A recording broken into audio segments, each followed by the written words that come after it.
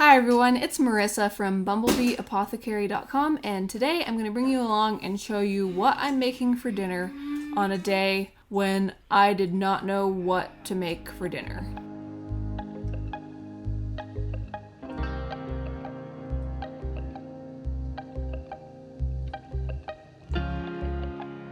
So we've all had those days where we just feel like making dinner or figuring out what we're going to have for dinner is just unsurmountable, like unachievable, and you just don't know what to do.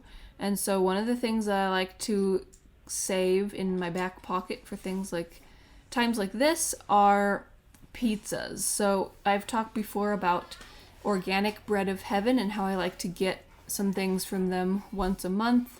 And one of the things I like to get is pizza crusts. So they have sourdough sprouted pizza crusts that are really nice.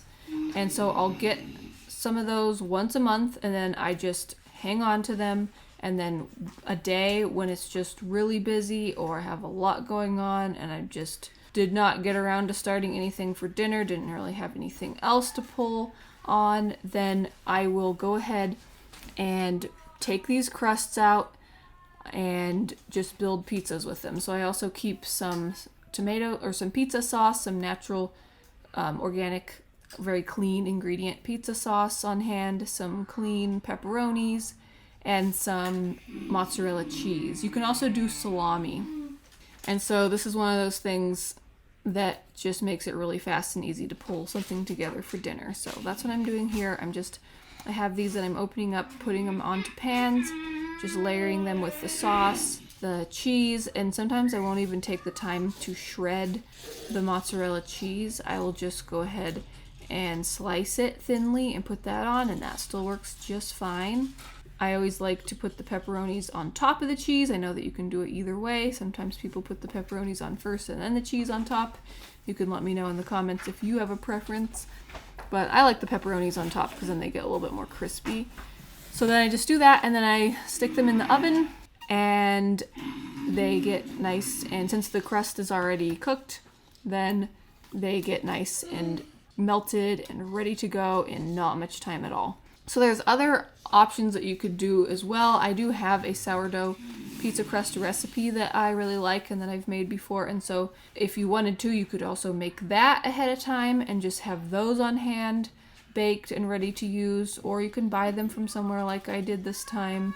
Different ways of going about it, but this is just one of the things that I do when I don't know what else to make for dinner.